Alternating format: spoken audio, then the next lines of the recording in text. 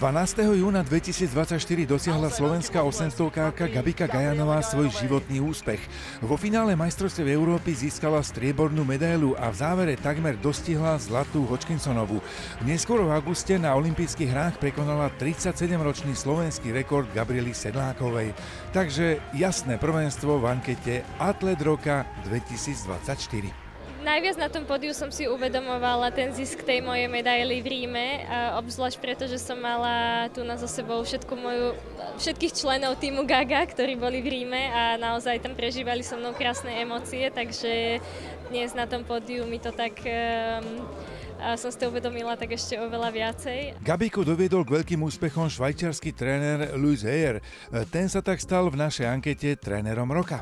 I appreciate a lot that the Slovak Federation has the courage to nominate like an international coach as Slovak Coach of the Year, and I really appreciate it. Žiadna debata sa neviedla ani v otázke mládežník roka. Majsterka Európy do 18 rokov behu na 100 metrov cez prekážky Laura Frličková sa súčasne stala i objavom roka. Veď na šampionáte v Banskej Bystrici utvorila aj európsky rekord. Keď som tam stála, tak som mala taký stres ako pred štartom. Cítila som, že sa mi trasú nohy a bije mi srdce, ale našťastie to nebolo vidno, keďže mám šaty. Lauru v Martine vedie jej tréner Ľuboš Komárek. Ten teda vyhral v ankete mládežníckeho trénera roka. To sú neuveriteľné pocity vlastne, keď to človek vidí priamo na tom štadióne, kde to vlastne akože do jakej tej výšiny to vyjde, že čo sú vlastne tie decká toho schopné. Do siene slávy sa dostala nová zvučná trojica, štvornásobná olympionička, bronzová z majstrovstiev Európy 2010 v behu na 800 metrov, Lucia Hrivná-Klocová.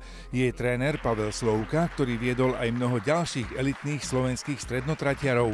A napokon Gabriela Sedláková, halová vicemajsterka sveta z roku 1987 a do tohto roku ešte slovenská rekordérka na 800 metrov.